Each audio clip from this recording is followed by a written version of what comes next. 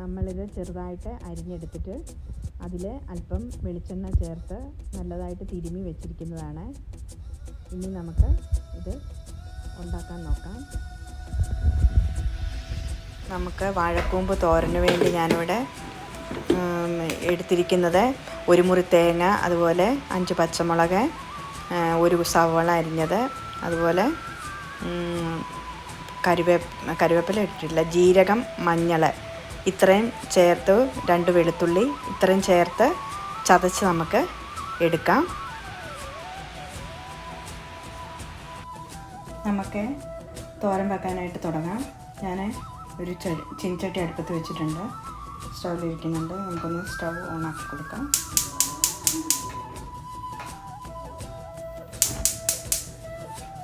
Okay, ചട്ടി ഒന്ന് ചൂടാവട്ടെ. പാത്രം ചൂടായി, നമുക്ക് എണ്ണ ഒഴിച്ചു കൊടുക്കാം. വെളിച്ചെണ്ണയാണ് എടുത്തിരിക്കുന്നത്. നമുക്ക് കടുക് ഇട്ട് കൊടുക്കാം. എണ്ണ ചൂടായി, കടുക് പൊട്ടട്ടെ. ഇതിലേക്ക് 2 ചെറിയ ഉള്ളി അരിഞ്ഞത് ഇട്ട് കൊടുക്കാം. വട്ടത്തിൽ ഒന്ന് മൂക്കട്ടെ.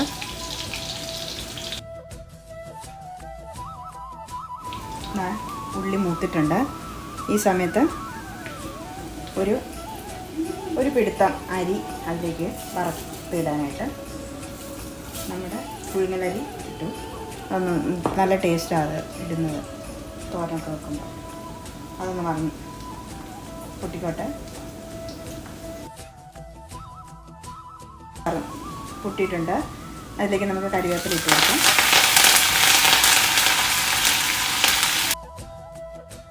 അത് ഇതിലേക്ക് ഇട്ട് കൊടുക്കാം.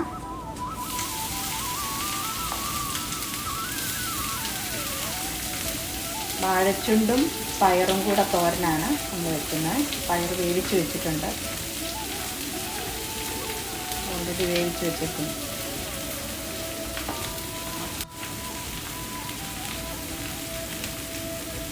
ഇതിലേക്ക് നമുക്ക് വേകാനും പാകത്തിന് അല്പം വെള്ളം ഒഴിച്ചു കൊടുക്കാം. പിന്നെ വെള്ളം അധികമില്ല, അല്പം വെള്ളം തളിച്ചു കൊടുക്കണം.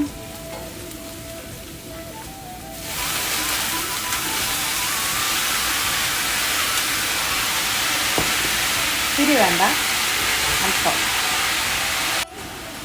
അരപ്പ് നേരത്തെ കടു പൊട്ടിച്ചതിലേക്ക് ഇട്ടിട്ടൊന്ന് വഴറ്റിയിട്ടിട്ടാലും നല്ലതായിരുന്നു. അങ്ങനെ ചെയ്താലും നല്ലതാണ്, എളുപ്പം. അപ്പം തേങ്ങയൊക്കെ വഴന്ന് കിട്ടും. ഇപ്പം ഞാൻ ഉപ്പിട്ടിട്ടില്ല, ഉപ്പിടാം.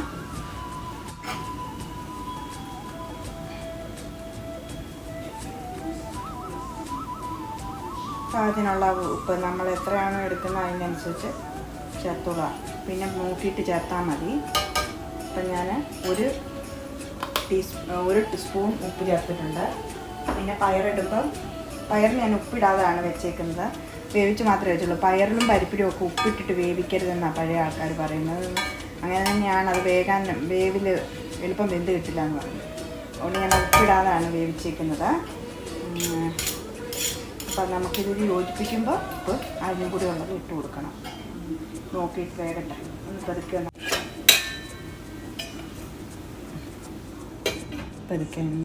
നമുക്കൊന്ന് നോക്കാം. തുറന്ന്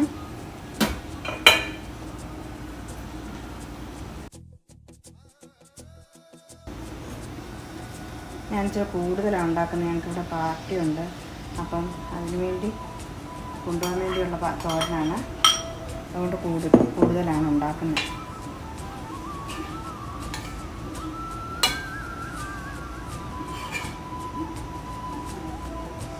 അല്പം കൂടി ഉപ്പ് ചേർത്തേക്കാം. ഞാൻ പറഞ്ഞല്ലോ നേരത്തെ ഉപ്പ് കുറവ്.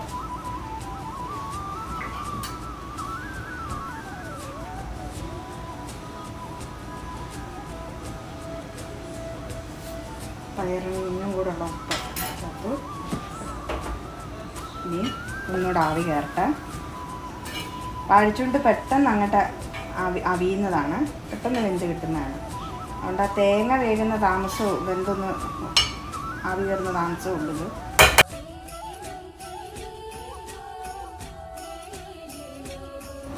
നമുക്കൊന്ന് തുറന്ന് നോക്കാം.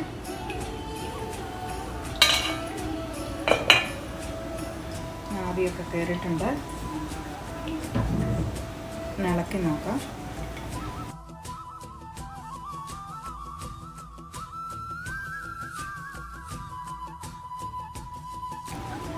സ്റ്റൗ ഓഫ് ചെയ്തേക്കാം.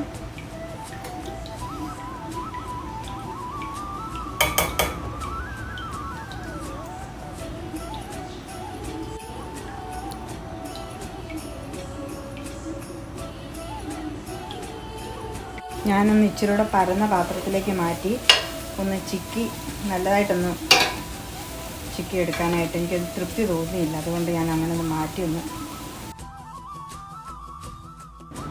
നമുക്ക് ഓലൻ തയ്യാറാക്കാനായിട്ട് കുമ്പളങ്ങ ഇവിടെ എടുത്ത് വെച്ചിട്ടുണ്ട്. ഇത് നമ്മുടെ നാട്ടിൽ കിട്ടുന്ന കുമ്പളങ്ങയാണ്. ഇത് ഇവിടെ കിട്ടുന്ന കുമ്പളങ്ങ അല്ല, മത്തങ്ങ അല്ലാത്തൊരു ടൈപ്പ് കുമ്പളങ്ങയിനൊക്കെ പെട്ടത് തന്നെയാണ്. അതും ഇതും കൂടി കൂട്ടിയിടാം, ചേർക്കാം. പിന്നെ കുറച്ച് വള്ളിപ്പയർ പൊടിച്ചിടാനായിട്ട്, കുറച്ച് പുളിപ്പയറും പൊളിച്ച് വെച്ചിട്ടുള്ള പയർ അത് കാണുന്നുണ്ടോ, അതായത് പച്ചപ്പയർ പൊളിച്ച് വെച്ചത്. പിന്നെ കുറച്ച് പയർ പുഴുങ്ങി വെച്ചിട്ടുണ്ട്, അത് ഇതിൻ്റെ കൂട്ടത്തിൽ ചേർക്കാം. നമുക്കിതൊന്ന് അരിഞ്ഞെടുക്കാം കഷ്ണങ്ങൾ. നമ്മളിവിടെ കുമ്പളങ്ങ അരിഞ്ഞ് കൊണ്ടുവന്നിട്ടുണ്ട്. ഈ വലിപ്പത്തിൽ അരിഞ്ഞെടുക്കണം. ഇതേപോലെ അതിലേക്ക് നമ്മൾ പയർ ഒടിച്ച് അരിഞ്ഞതും അതുപോലെ പയർ പൊളിച്ചതും ഇട്ടിട്ടുണ്ട്. പച്ചപ്പയറാണ് കേട്ടോ, പച്ചപ്പയർ പുളിപ്പയർ അതും ഇട്ടിട്ടുണ്ട്. ഇനി അതിലേക്ക് ഒരു ആവശ്യത്തിനുള്ള എരിവിന് വേണ്ടി നമ്മൾ പച്ചമുളകാണ് അരിഞ്ഞിടുന്നത്. ഓലന് വേറെ മുളകൊന്നും ചേർക്കില്ല, പച്ചമുളകാണ് ചേർക്കുന്നത്. അത് വലിയ പച്ചമുളകാണ്, ഞാനതൊരു 5 എണ്ണം എടുത്ത് കീറിയിടുന്നുണ്ട്. അധികം എരിവ് വേണ്ട. ഓലന് ചെറിയൊരു എരിവിൻ്റെ അധികം കുത്തലുണ്ടാവില്ല. അങ്ങനെയാണ്. നമുക്കൊരു പാത്രത്തിലേക്ക് ഇട്ട് കൊടുക്കാം. അടുപ്പത്ത് വെച്ചു സ്റ്റൗ ഓണാക്കാം. സ്റ്റൗ ഓണാക്കി ഇനി അതിനെ നിങ്ങൾക്ക് കാണുന്നുണ്ടോയെന്ന് അറിയത്തില്ല, വലിയൊരു കുക്കറാണ്. അതിലേക്ക് ആവശ്യത്തിന് കുറച്ച് വെള്ളം മതി. ഈ കഷ്ണങ്ങൾ എളുപ്പം വേകുന്ന കഷ്ണങ്ങളാണല്ലോ, കുമ്പളങ്ങയും പയറുമൊക്കെ. അപ്പോൾ അതിന് അര ഗ്ലാസ് വെള്ളം കഷ്ടി ഒഴിച്ചിട്ടുള്ളൂ. അതൊഴിച്ചു. ഇനിയും പാകത്തിന് അല്പം ഉപ്പിട്ടു. ഇനി വേവായി എല്ലാം ചേർത്ത് കഴിയുമ്പോൾ നമുക്ക് ഉപ്പ് നോക്കാം. ഇപ്പോൾ കഷ്ണം വേകാനുള്ള ഉപ്പ് ഇട്ടിട്ടുണ്ട് കേട്ടോ, കഷ്ണത്തിനുള്ള ഉപ്പ്. ഒന്നിളക്കി നമുക്കൊന്ന് അടച്ചു വെക്കാം. ആവി ഒന്ന് തുറന്ന് നോക്കി. പാകത്തിന് വെന്തിട്ടുണ്ട്. ഞാൻ വയലറ്റ് കളറ് പയറായിരുന്നു പുളിപ്പയർ ഇട്ടത്, അതുകൊണ്ടാണൊരു കളറ് വയലറ്റ് ആയിരിക്കുന്നത് സാറിന്. ഇതിലേക്ക് നമുക്ക് ഏറെ കരിവേപ്പില ഇട്ട് കൊടുക്കണം കേട്ടോ. കരിവേപ്പില ഇട്ടിട്ടുണ്ട്. ഓലനാണ് പ്രത്യേകിച്ച് കരിവേപ്പില പ്രാധാന്യമാണ്. പച്ച വെളിച്ചെണ്ണയും കരിവേപ്പിലയും. നമ്മൾ കരിവേപ്പില ഇട്ടു. ഇതിലേക്ക് പതുക്കെ ഒന്ന് ഉടച്ചു കൊടുക്കുന്നത് നല്ലതാണ്. കുമ്പളങ്ങ പതുക്കെ ഒന്ന് ഉടയുന്നത് നല്ലതാണ്. ഞാനിവിടെ വേവിച്ച് വെച്ച പയർ കുറച്ചിരിപ്പട്ടെ, അതും കൂടി നമുക്ക് ചേർക്കാം.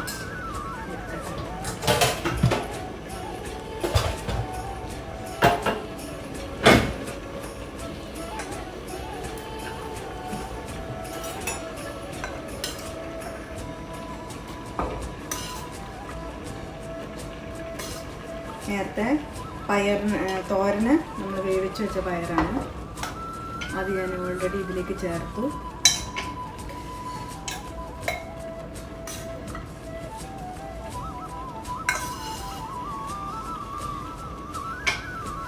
അത് മതി.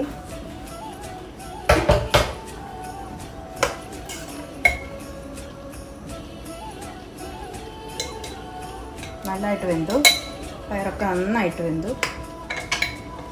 ഇനി നമുക്ക് ചെയ്യേണ്ട കാര്യം, ഞാൻ തേങ്ങ അരച്ച് പിഴിഞ്ഞിവിടെ കൊണ്ടുവച്ചിട്ടുണ്ട്. അത് നമുക്കിതിലേക്ക് ചേർത്ത് കൊടുക്കാം. പെട്ടെന്നാകുന്നൊരു കറിയാണ് ഓലൻ എന്ന് പറയുന്ന. കറികളിൽ ഏറ്റവും എളുപ്പം റെഡിയാവുന്നതാണ്. ഞാൻ പാലൊഴിക്കുകയാണ്. രണ്ടാം പാലാണ് ഒഴിച്ചത്. അതിലൊന്ന് തിളക്കട്ടെ. പതുക്കെ ഒന്ന് തിള കയറട്ടെ. എന്നുവെച്ചാൽ നമുക്ക് ഒന്നാം പാൽ ഒഴിക്കാം.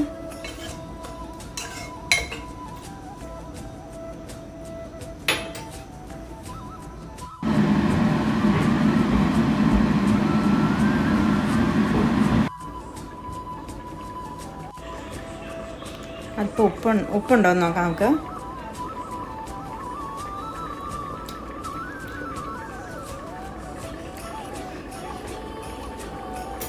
തുള്ളി ഉപ്പും കൂടെ വേണം ചേർത്തേക്കാം. ഞാൻ ഒന്നാം പാലും കൂടെ ചേർക്കുമ്പോൾ ഉപ്പ് പാകമാകണം. ഉപ്പ് ശ്രദ്ധിച്ച് ചേർക്കാം. ഉപ്പ് കൂടിപ്പോയാൽ കുഴപ്പമാണ്, ഒന്നിനും കൊള്ളാതായിപ്പോൾ. അപ്പോൾ ഉപ്പ് ഇച്ചിരി കുറഞ്ഞാലും നമുക്ക് പിന്നെ വീണ്ടും ചേർക്കാം. പക്ഷെ ഉപ്പ് കൂടിപ്പോയാൽ ഒന്നും ചെയ്യാൻ പറ്റാതായി.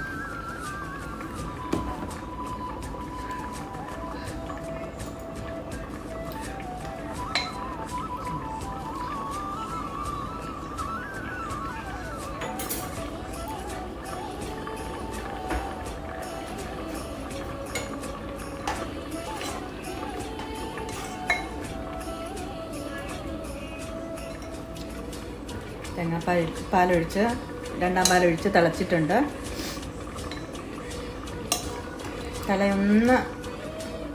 പതയൊന്ന് അടങ്ങുമ്പോഴത്തേക്കിന് ഒന്നാം പാല് ഒഴിച്ച് സ്റ്റൗ ഓഫ് ചെയ്തേക്കണം. അത്രേ വേണ്ടൂ ഓലൻ കറി ഉണ്ടാക്കാനായിട്ട്. ഓലൻ നമുക്ക് എളുപ്പം ഉണ്ടാക്കാൻ പറ്റുന്നൊരു കറിയാണ്. എന്നാൽ ശ്രദ്ധിച്ചുണ്ടാക്കിയാൽ നല്ല ടേസ്റ്റുമാണ്. സദ്യയിൽ ഒഴിച്ചുകൂടാൻ പറ്റാത്ത ഒരു വിഭവമാണ് ഓലനും കാളനും. ഇതിനുള്ളിൽ കാണുന്നുണ്ടോ? കാണുന്നുണ്ടല്ലോ.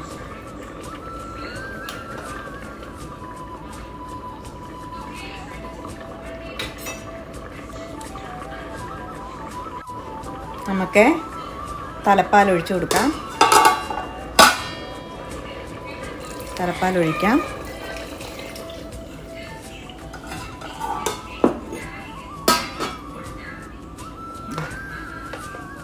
ഇവിടെ ഓലൻ റെഡിയായി കഴിഞ്ഞു. നമുക്ക് സ്റ്റൗ ഓഫ് ചെയ്തേക്കാം. സ്റ്റൗ ഓഫ് ചെയ്ത് കഴിഞ്ഞാൽ ഉടൻ തന്നെ അല്പം പച്ച വെളിച്ചെണ്ണ അതിലേക്ക് ഒഴിച്ചു കൊടുക്കണം. കടുക് പൊട്ടിച്ചൊഴിക്കില്ല, പച്ച വെളിച്ചെണ്ണയാണ് ഒഴിക്കുന്നത്. അതാണ് അതിൻ്റെ ഹൈലൈറ്റ്. ഈ വെളിച്ചെണ്ണയുടെയും കരിവേപ്പിലയുടെയും പച്ചമുളകിൻ്റെ എല്ലാം കൂടെ ടേസ്റ്റ് വരുമ്പോൾ ആണ് ഒരു പ്രത്യേക ടേസ്റ്റ് ഇതിന് കൊടുക്കുന്നത്. ഈ ഓണത്തിന് ഓലൻ ഉണ്ടാക്കാത്തവർ ഉണ്ടാക്കി നോക്കുക കേട്ടോ. നമ്മുടെ ഓലൻ ഇവിടെ റെഡി ആയി കഴിഞ്ഞു. പാകത്തിന് ഒരു സർവിങ് ഡിഷിലേക്ക് നമുക്ക് മാറ്റാം. വലിയ പാത്രമായത് കാരണം എനിക്ക് കാണിക്കാനായിട്ട് കണ്ട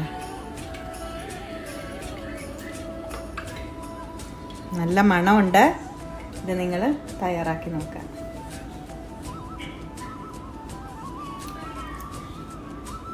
ഒക്കെ പാകത്തിനുണ്ട്.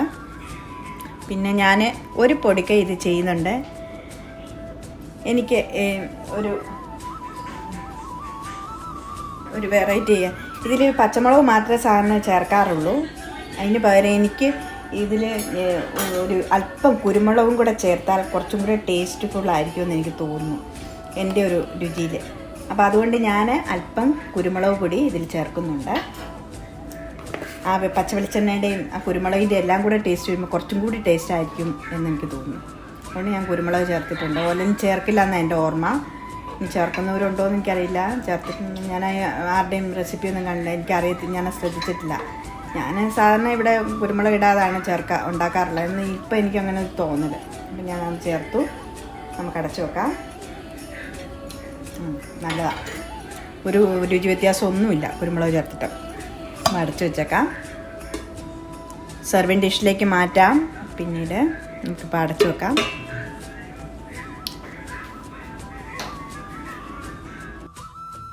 ഈ വീഡിയോ നിങ്ങൾക്ക് എല്ലാവർക്കും ഇഷ്ടപ്പെട്ടുവെങ്കിൽ ലൈക്ക് ചെയ്യാനും അതുപോലെ ഷെയർ ചെയ്യാനും സബ്സ്ക്രൈബ് ചെയ്യാനും മറക്കരുതേ. അതുപോലെ കമൻറ്റുകൾ നിങ്ങൾ അറിയിക്കുക.